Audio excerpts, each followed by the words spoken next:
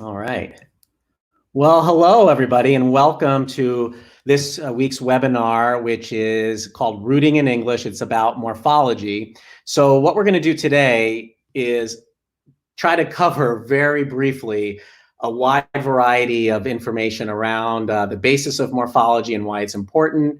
Of course, there's a lot more to dig into in that realm. And then I thought it would be helpful if we could give just a brief overview of some of the core aspects of some of the advanced derivational morphology, which we will talk about aspects of Latin and Greek, and we'll throw some French in there just for the fun of it. And then also thought it might be helpful to share some ways to approach teaching morphology with students or your child at home, and some activities, including online games, things that we've created here at the Southport School or through colleagues. So we've got some games like Kahoot and some other resources to be able to share with you so that you can actually leave this webinar and start right away and do some fun things either with your students or children at home, or if you just want to learn more. So I am going to start my presentation here. Hopefully this works well and you can see it. Now, just a caveat here. I can't see you while I speak, so I have, I'm just interacting with my presentation here. So, and if you have questions, put your questions in the chat box, and JB, who's hosting this, JB is one of my colleagues at Haskins Labs. JB will be feeding those questions into me after the presentation. So there is a little bit of a delay when the questions come in, just be aware of that, but we'll get to some questions and answers right after the slide deck. All right, so let's start. All right, so just a quick background and some acknowledgments. So my name is Dr. Benjamin Powers, and I'm the director of the Haskins Training Institute at Haskins Laboratories. If you're not familiar with Haskins, it's really one of the epicenters of research on spoken and written language. It's a lab that's jointly affiliated with the University of Connecticut and Yale University. And there are a number of senior scientists and then affiliated research scientists from around the globe. So I'm the director of the Haskins Training Institute, which really focuses on trying to translate research to practice. I'm also an affiliated research scientist with Haskins, where there's some leading edge research happening on spoken and written language. And then I'm also a headmaster of an incredible K-8 school for children with dyslexia and ADHD called the Southport School. And as part of that, we also have our Southport CoLab, which does a lot of work in the broader community to help educate, provide teacher training, and social emotional support to parents, adults, and members of the greater community. So that's what I do during the day. And of course, at night, I've got a family, a bunch of kids at home that keep me really busy and really keep me connected to teaching and educating kids. I love the fact that I can be in an environment and around kids during the day, because it helps me make sure I retain that connection and remember what it's like to teach kids and see the payoff of what it looks like when you can really make change in a student's outcome, especially in areas of literacy. So a huge thank you to Teresa Collins, who's a fellow of the Academy of Orton-Gillingham Practitioners and Educators. Teresa trained me in Orton-Gillingham, sorry, Teresa, nearly 20 years ago, actually probably 20 years ago. And she was trained by Diana Hanbury-King. So Diana was one of the founding members of the Academy of Orton-Gillingham Practitioners and Educators. And Diana actually ended up becoming my mentor. Sadly, we lost Diana a couple of years ago, but she lived an incredible life and helped so many children with dyslexia. But a huge passion of Diana's was in it was looking at morphology and etymology and really understanding the history of the language. She's written a number of articles and books on the topic. And so I'm thanking Teresa and Diana, not just because of their huge influence on my life, both personally and professionally, but also because a lot of what you're going to see in the slide deck today comes from one of them, either Teresa or Diana. So that's a really important acknowledgement for me to make. And finally, I just want to make clear too that this is not my area of research, morphology, but it is something that I'm incredibly passionate about. I spent my my earlier academic career studying foreign language, and really took to the advanced aspects of language when I got trained to work with kids with dyslexia. But having said all of that, any of the mistakes in this presentation are definitely mine. So just take that as we go through the slide deck, okay? So there are a number of reasons why we would want to teach morphology to children. It's a really important aspect of literacy development. And when we look at the way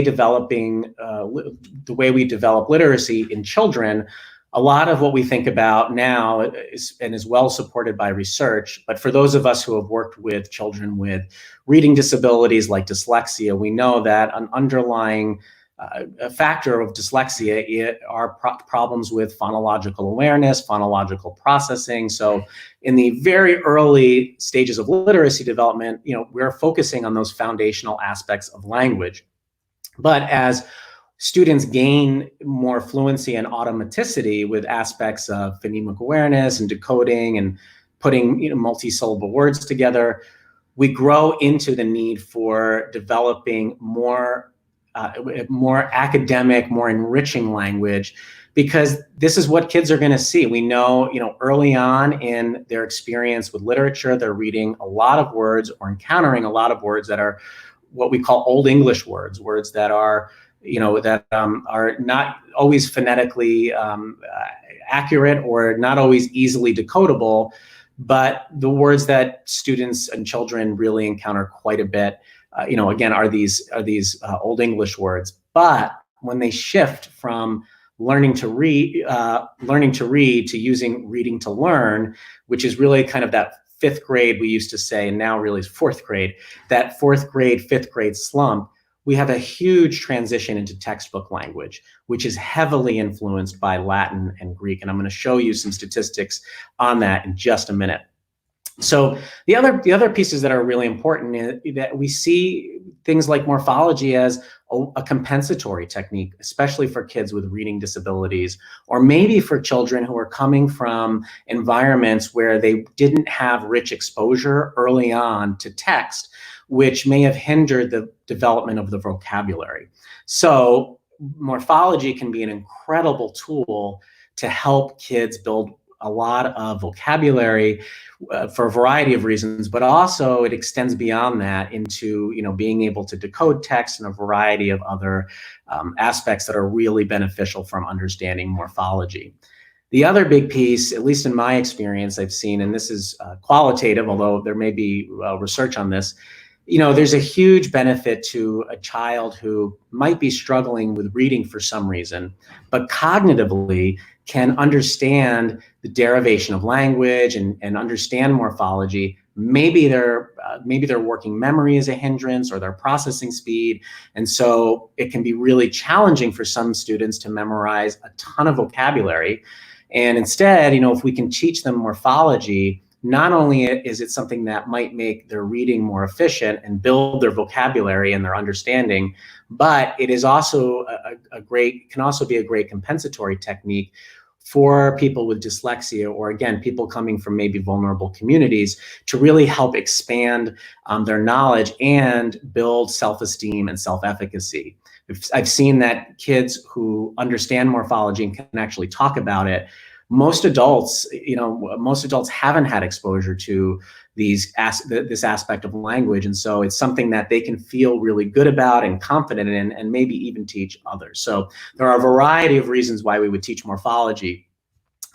So what is morphology? There's a lot of words we think about when we think about teaching kids vocabularies, words like root or base or stem or affix or suffix. So what is morphology? Well, we can break down morphology, the word morphology, by using morphology. Now, I know you're not ever supposed to use the definition of the word in the definition, but I'm gonna take some creative license with that today. For those of you who don't know, morphology is really just understanding. It's the study of word parts. We know that when we look at words like biology or pharmacology, when we have that suffix on a word, we know it means the study of. And morphology, morpho, is really looking at form, shape, structure of words. So it's really looking at how do words get put together, and how do we leverage that understanding to help children decode new words, understand vocabulary, all of the aspects we want for them to be fluid readers. And most important, the whole objective of reading is comprehension. So really getting this out there so that children can have access not just to the printed word, but to the meaning of printed word.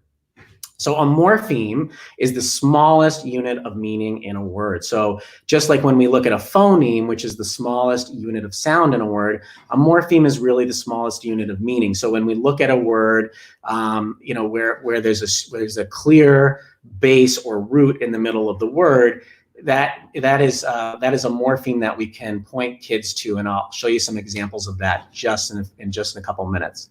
And hugely important, there are two core types of morphology that you may hear about when we're talking about helping support research and evidence-based literacy instruction. One is called inflectional morphology, and the other type is called derivational morphology. So when we're talking about inflectional morphology, that's really more about keeping the core word intact and making a change to the structure of the word that really doesn't impact the core underlying definition of the word. It's a nuance to the word. So examples of this would be like tense, or gender, or making a word plural, or changing the case of a word. So I'm giving you a really simplistic definition of both inflectional and derivational morphology. It is more nuanced than this, and so it's more complicated. But for the simplicity of this presentation, an easy way to think about inflectional morphology is that the meaning of the word doesn't change. Whereas with derivational morphology, we're looking at understanding how words change and meaning changes from the way words are structured, and the way that we can shift those structures by attaching different types of prefixes and suffixes, which are known as affixes. When we can add affixes to words, that we really come up with new words in the way that the new word that's created, it has a different meaning than the word that we borrowed those elements from. All right, so I promised you some statistics. So Latin and Greek make up a huge portion of English, and this won't come as a surprise to many of you, but especially when you think about words that are come from scientific or technological backgrounds, like your exoderm. Derm is skin, so we think about going to the dermatologist. Oh, hold on a sec. Sorry about that. So we think about going to the dermatologist. Why? Well, derm means skin. And our exoderm, what do we know X means? EX, well, when we go out of a room, we exit, so X means out. So exoderm is outer skin. So we've got our exoderm. So there are words like this that comprise, a lot of our technical language in English.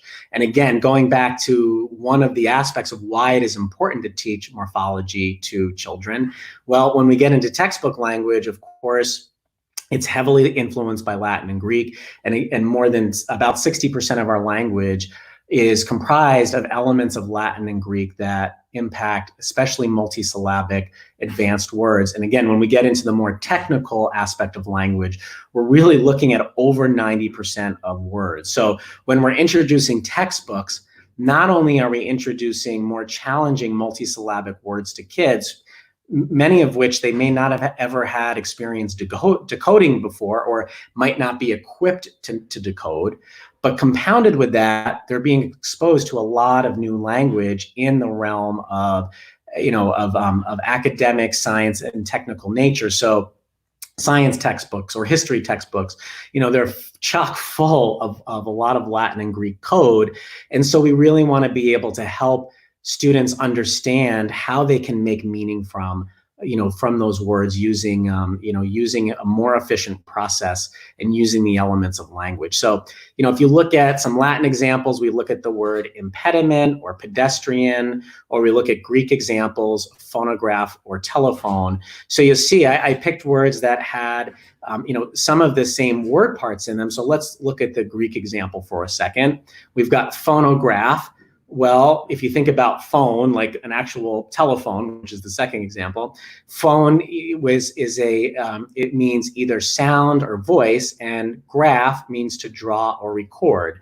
So if we look at a phonograph, which is, of course, we don't use that word much anymore, but when we think about a phonograph, it was really about recording a sound that you could share. And when we think about telephone, again, it's sound or voice, but tele means far. So it was the ability to share your voice with somebody far away. So again, it's an opportunity to think about how words are connected and how we can make better meaning from those words, especially when it's a word we might not see. And these examples are a good way to show students how you can really leverage some of the vocabulary they do know, like telephone. They know what telephone means. So, helping them understand and leverage that knowledge to learn that phone or phono means sound or voice, and that they can apply that to other words like phonograph.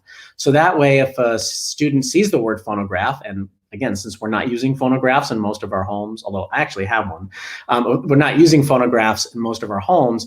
When a child sees that, or even a teenager or an adult sees that who hasn't been exposed to it before, they at least know phone means sound, and if they've learned that graph means to record or draw, at least they can get into the area of understanding what that word might mean. So it gives them some sense of understanding. So again, it can be a really powerful tool for students. So we're really going to focus more on derivational morphology in this webinar today. And again, I highlighted in the second slide what we think about when we think about developing language in kids. And of course, in the beginning stages, we're really looking at more of that sound-symbol relationship, and then expanding that out to really understand aspects of multi-syllable words, how to decode and understand those, spelling rules, spelling generalizations that we teach kids. And then we get into the advanced stage of morphology, derivational morphology, where we are expanding all of those aspects of literacy to really help not only grow their ability to be more fluent with text, but also their meaning and understanding. So with inflectional morphology, that's something we would really help a child understand much earlier in the reading process. And advanced morphology, or the derivational morphology, we can start introducing those still pretty early, and there's no reason to wait into middle or high school, which is something, unfortunately, that happens quite a bit if a child is lucky to receive derivational morphology instruction. A lot of times it doesn't happen until middle or high school, and even earlier than that, we can help students start to put these word parts together so that they can build an arsenal of roots and affixes as they go along, so that we're not just kind of burying them in a huge list of roots and affixes to learn when they hit high school. If you think about it, it's just kind of like if you remember studying for the SAT, or if you helped a kid study for the SAT, the option is you can memorize thousands of vocabulary words that a child might not know, which is something we usually just dump on them in high school. Or if over a long period of time we can develop a really great framework for them to understand morphology, by the time they get to needing to memorize that SAT vocabulary list, which is not something that I even suggest anyway, or I don't think we would suggest. But instead, they've got this huge toolkit to be able to attack words. So how do you introduce this? How do you talk about morphemes? Well, you really have to do this in a very direct and explicit way. It's really helpful to provide direct, explicit examples. And we often start with really simple examples, and I even do this with my own children. I start to tease out language even with them, even when they're in, my daughter, who just turned 5 on Monday, even with her, I'm helping her understand some of the common themes or common elements that she may be hearing across across the language she encounters that she might not be familiar with. So even something like the example I gave you with X meaning out, helping her understand that if she comes across a word like exterminator and she hears, what's that mean?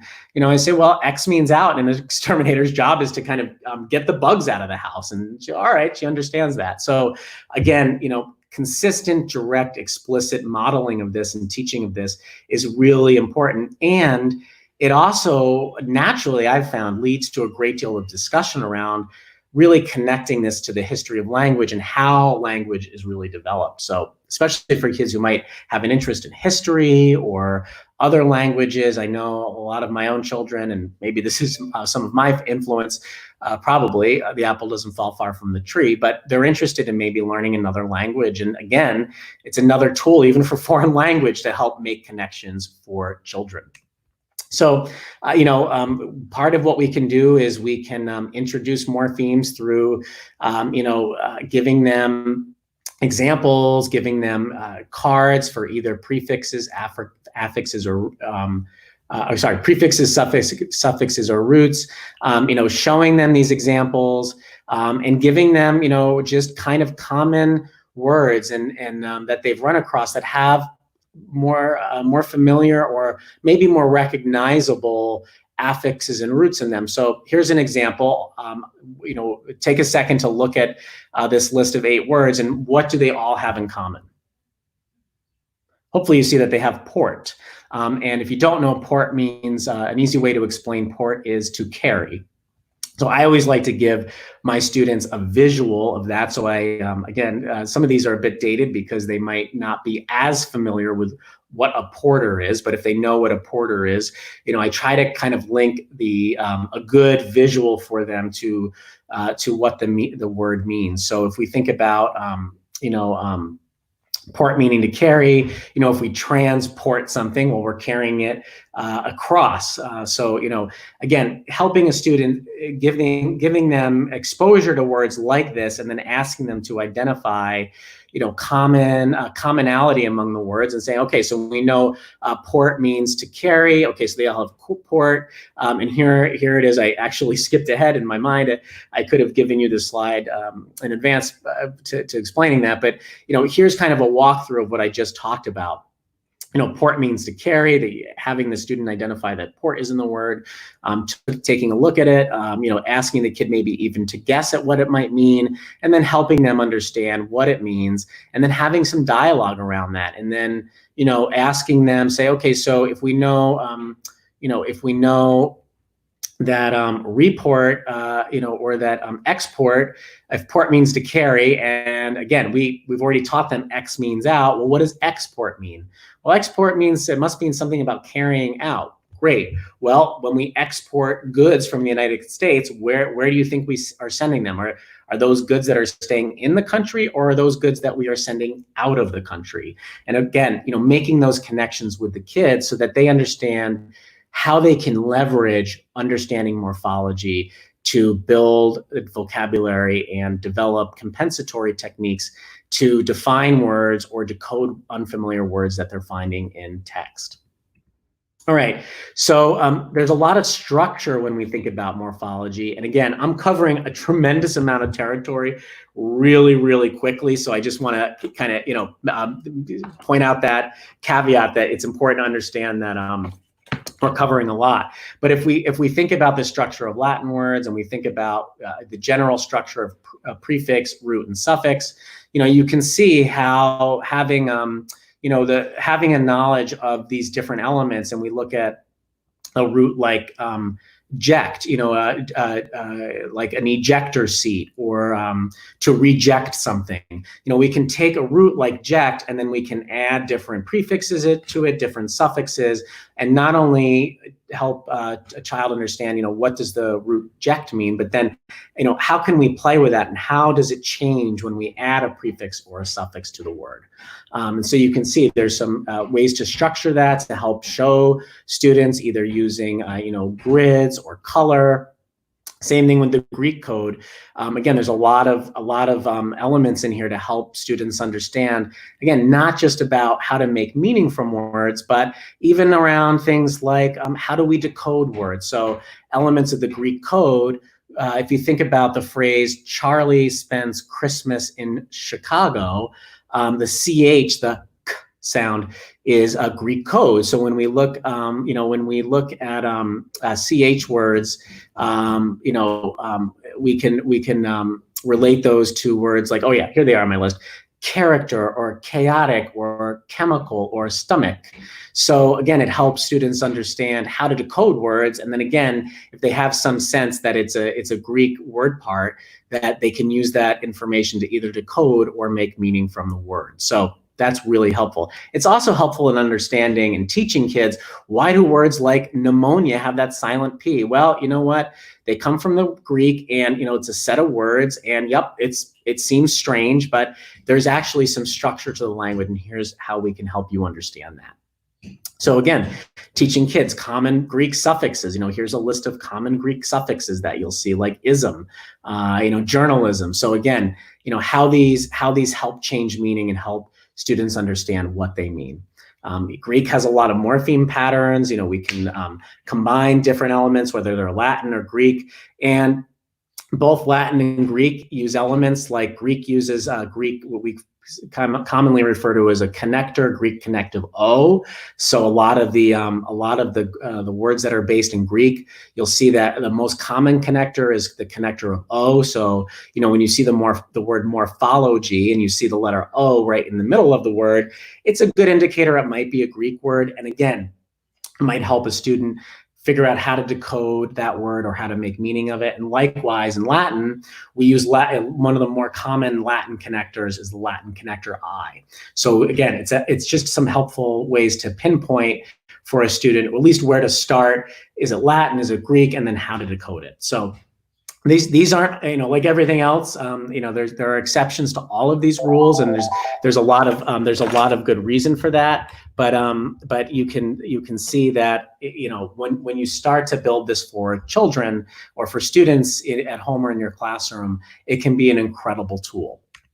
So here are some Greek morpheme patterns to share with you. And again, it's really helping kids understand, how we can break these words apart and make meaning.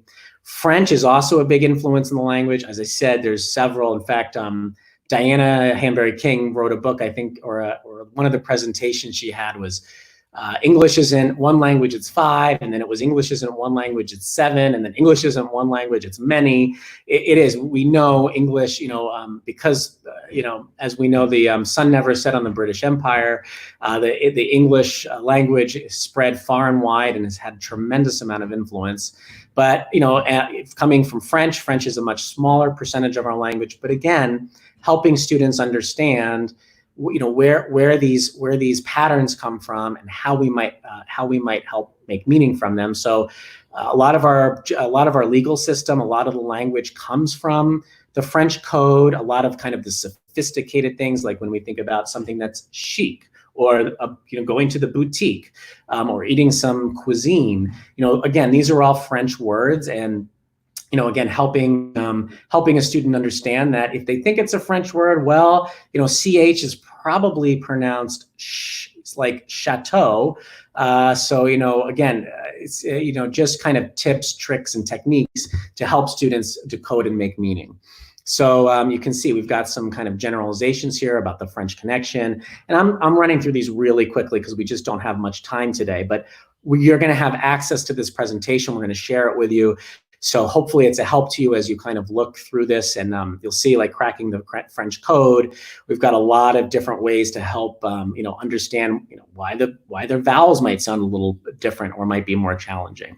How that works and how to help a child understand or a student understand, EAU, like in the word bow, makes a long O sound at the end of the word, like bureau or bow, or how long, the double E might say long A at the end of a word, like matinee, or they were in a melee. So again, if you look at that word melee, chances are, most kids aren't going to understand, what that word is when they look at it. but maybe they've heard Malay. So again, if they know that a final double E makes that long A sound, hopefully they have an opportunity to decode it, and then maybe it'll trigger something in their memory. So again, we've got French code with consonants, and you can see some of the tools that we can help children understand. So here are some simple activities I wanted to share with you. Some of them are really easy, like we did that activity where we had port in a lot of those words. Sometimes it's as simple as saying something or providing two examples like benefit or benefactor. Asking your class or your student, what do you see that's the same? And hopefully they identify bena, which is something that, if they look at the word benefit or benefactor, hopefully you can get them to understand that it has something related to means something related to being good or helpful, so that, again, when they see that root, they've got it attached to something they're familiar with, like a word like benefit. And it's something that they can hopefully then extrapolate to be able to decode other words.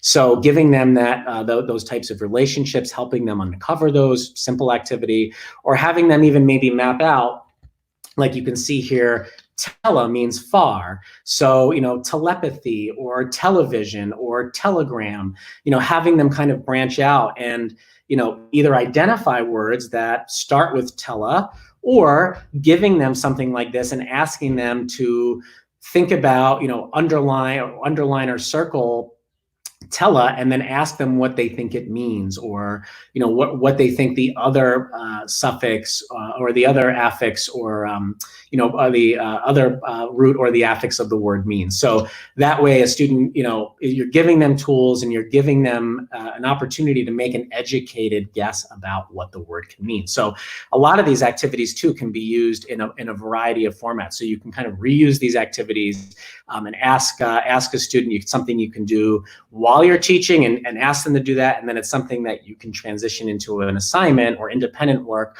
by asking them to take it to the next level. They can also take these and cut them out and make cards. So there's a lot of ways you can repurpose materials like this. You can also make very simple drill cards. When we make drill cards at our school, we really like to have them, make this is a prefix drill card, make the prefix on the front, and then give a keyword like return, something they're familiar with, along with, what does the definition of that prefix mean, back or again, so that they've got that keyword and definition, and you just have them repeat it, return, back, again. So again, they've got a systematized way to remember and organize these. And I usually have the kids organize them by, I teach them and have them organize them by Latin, Greek, French, go through and have them create drill packs like this. Or I know I've taught this in some while to students in the classroom. We use a number of technology tools to do this digitally. There's a number of really great options to leverage this technology digitally.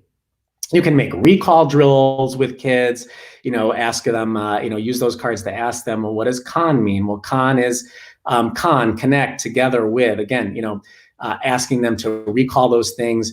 You can make matching exercises. So, let's look at some of these examples here. Trans means across. Great example I used to use with kids who are like into cars, like again, maybe this is less relevant today, but the Trans Am, it's, and again, it's a good reference point. Or a submarine, sub meaning under, again, back again. So again, using some simple matching tools can be really great. And again, you can then repurpose this and have them cut these cards out, or do something a little bit different with them, or use them to kind of match up and make their own cards. You can do this with pictures as well for, maybe a student who is, is more taxed by their decoding or their reading disability. You can, or maybe they're a bit younger, you can leverage pictures, and you can also leverage, I always like to have the kids, if they're, regardless of age, but some of the older kids might not be up for this. I've always enjoyed having them, even draw a picture on the back of the card, so they have maybe some kind of visual cue that will connect this. And there are ways to do this digitally, of course, as well. I used to have kids use programs like Inspiration or Kidspiration to kind of map these out. There's a bunch of practice activities you can use. Again, we're going to share this slide deck with you, but there are Kahoot activities in here. If you're not using Kahoot, it's pretty great. Something we use a lot here at the Southport School. We get a lot of our kids online using Kahoot, but there's activities in here like structure of Latin words, sounds of connective I. So there's a bunch of resources and activities you can actually hit the ground running with. And hopefully these are helpful for you to get out, again, either to reinforce what we've talked about today, to learn more, or to provide engaging activities for the children you're working with, either in your classroom or at home. So that's what I have for the webinar today. We're going to take questions in just a minute, but I wanted to point out two quick things before we get to that. One is next week, the Haskins Global Literacy Hub, which is the wing of Haskins that is putting all of these resources together, the webinars like we're on right now. We've developed an incredible resource library.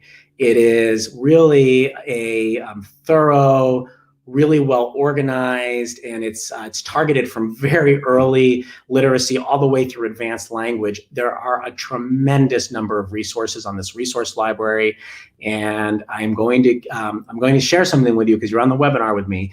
The resource library is actually already live. It's not, you can't see it on the Haskins website, but it's there, and we'll see if we can get that link out to you so you can access that today. It's in beta form. That's why we haven't made it live yet, but it's going to be, we're going to make an announcement about that in just a few days when we've had just a little more time to kind of finalize the editing process. It's going to be something that we update continually, but it should be a really great resource filled with research and evidence-informed instructional strategies, and also just a lot of resources you can use either with your kids in the classroom or at home. And the second really exciting announcement, and I think this may be live even as of today. I know it is already live on the Android App Store. It may be actually already live on the iOS App Store, but we worked really hard, the Haskins Global Literacy Hub, to get an incredible research-based app to help develop early literacy skills in children. It's called GraphoGame, and it comes from something called GraphoLearn that was developed nearly 20 years ago by Haskins-affiliated researchers at the University of Jyväskylä in Finland.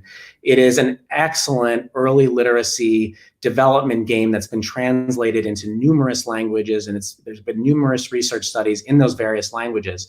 But it was finally translated into American English recently so that Haskins could use it in two studies, one study that's already been going on and a new study on what we're calling COVID-19 slide, if you're familiar with the summer slide. So this GraphoGame, it's something I actually use with my own kids at home. It's pretty awesome.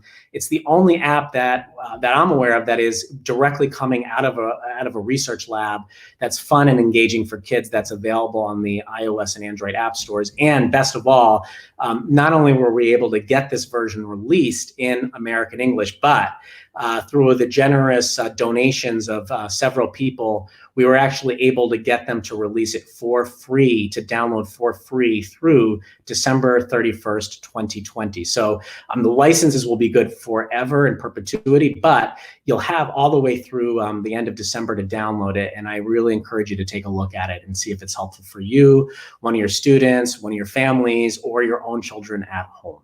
All right, so that's what I have for you today. Again, we're going to share the presentation with you, and hopefully we can share the link to the resource library. But I'm going to stop sharing my screen right now and hopefully take a couple of questions.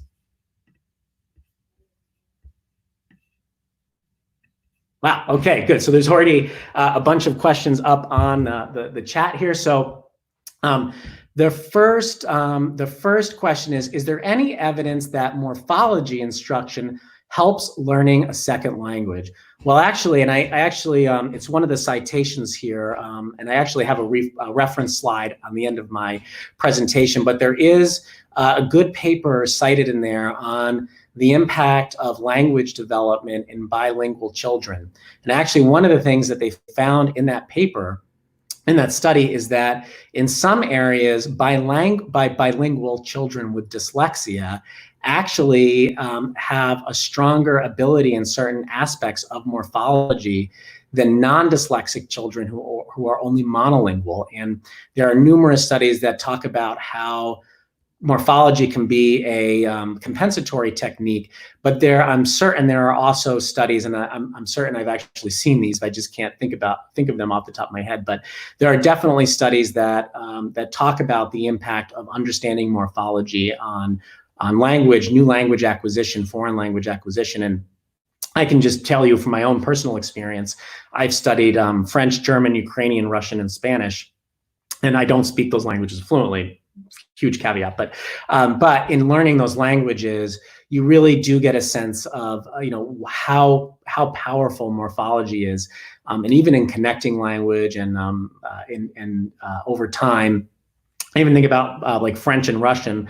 At the turn of the 20th century, there were a lot of Russian expats who moved to France, and how the Russian language, kind of melted a little bit into Parisian French society, and then vice versa. How some of the French vocabulary, translated back into Russian, and you think about words like beach, which is pliage in Russian.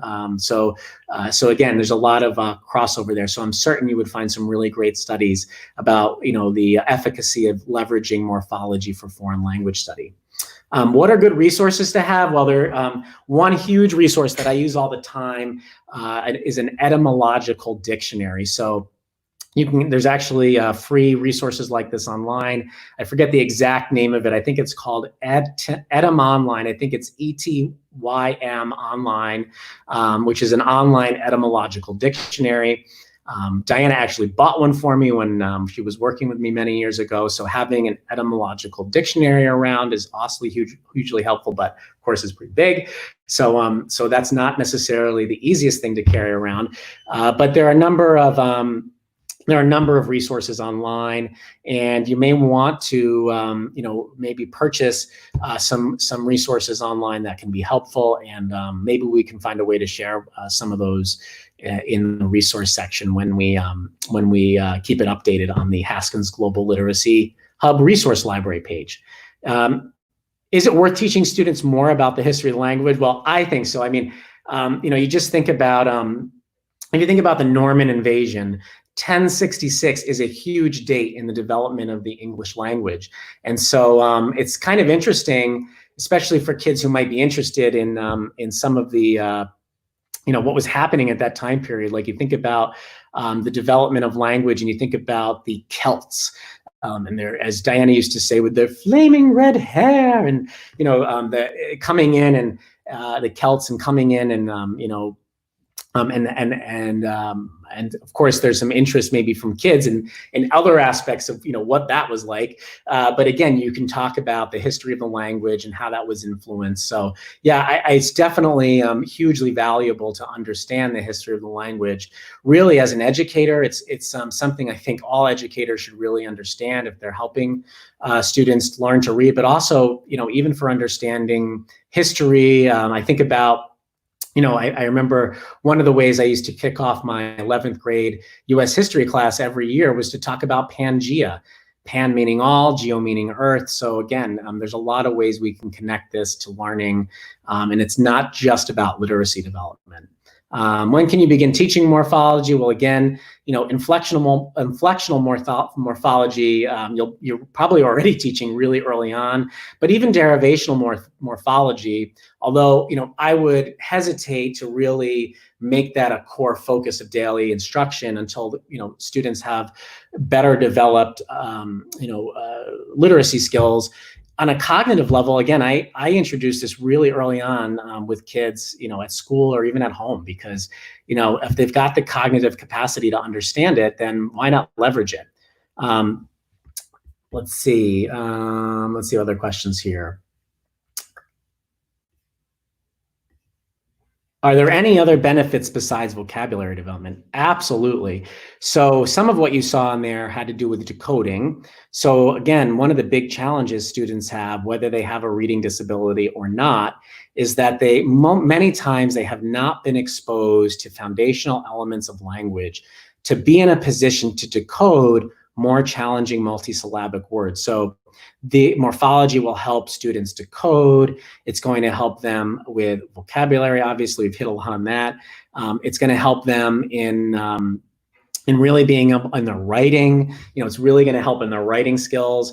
One experience that can be really frustrating for somebody with dyslexia or a reading disability is they might want to use a more challenging or more complicated word, but if they don't have the background or the courage to try to spell it, then they might just not use that word and might use a simpler word that may not get across what they're really trying to say, or may not reflect their actual academic or cognitive capacity. So being able to understand morphology can be really really helpful for them with things like spelling and the writing process. And so understanding morphology might get them, even if they can't spell the word absolutely correctly, it might get them close enough that the spell checker will be able to pick it up and they've been pointed in the right direction. So now they can actually use that word in their writing. There's another question here. I'm interested in joining the Global Hub. I tried to get into last summer's institute. Is there a way for me to help participate with this group? I would like to get involved in research. Well, Haskins has a number of terrific research projects and programs. Last summer, we held an incredible week-long summer program for educators and clinicians where we had really interactive and engaging presentations from some of the leading researchers in the field around language and literacy development. And we used a cohort model where we had this group of educators not only learn about some of the underlying aspects of research and what's happening in research related to literacy and language development, but also engage with them in projects, presentations, and really think about what kind of research they could do back in their home communities, in their schools, or in their home communities. So that was a hugely successful program. Of course, because of the current situation with COVID-19, we're not planning to run a program like that in person this summer, but we are identifying ways that we can still provide really great interactions like that between researchers and practitioners. So that's something, if you stay connected to the Haskins Global Literacy Hub website, which is haskinsglobal.org, and importantly, our Twitter and Facebook feeds for Haskins, you can stay current on what's happening. We also have a number of research projects that are really helpful to get involved with. We are releasing GraphoGame for free around the country, starting maybe even as early as today. But we also are doing a project called Rescue. It's an acronym. It's capital RESCUE, and you'll find that on the Haskins Global Literacy Hub website. And that's a research project to understand the impact of COVID-19. And it's something that is using the tool of GraphoGame, and it's the research version called GraphoLearn, to really help identify literacy gaps at home and how we might be able to either stem COVID-19 slide or actually even encourage furthering literacy development at home using computer adaptive games like GraphoGame. So that is actually a study we're currently recruiting for, and there's a webinar on that through Haskins tomorrow. So again, on the Haskins website, you'll be able to find some more information about that.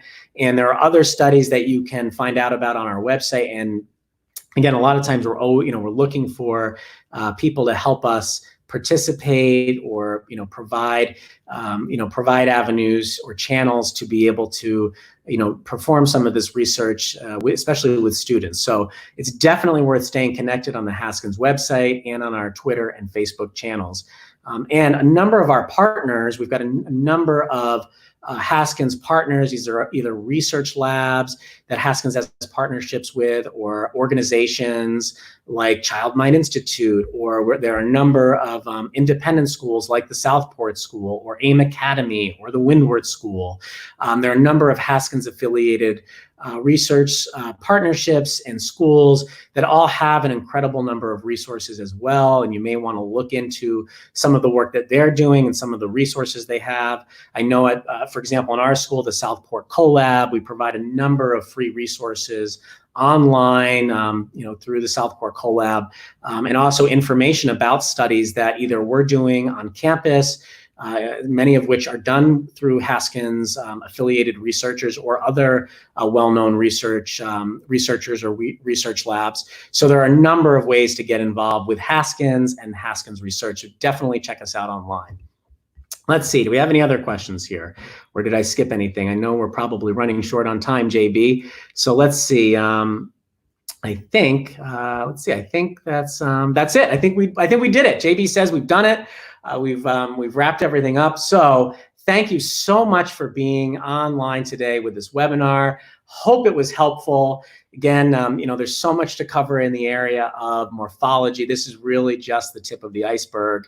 And I think, but I think if you dive into it more, you'll understand the huge educational value of it, and whether you want to learn more about what's being done in the space of research around morphology and language development, or what tools are being used in the classroom, or what are good examples of how morphology can really change the conversation with kids with dyslexia or reading disabilities, or even just any kid. I mean, one of the things we know about morphology is it is a huge tool, and like many of the tools we use for students with dyslexia or reading disabilities, they actually help most learners. So a lot of these tools, although we talk about them in the space of helping struggling readers, again, I think every child or every student would benefit from morphology. So a lot of these tools are universal, not only in their impact, but also universal in the way that we can design them and integrate them into instruction. So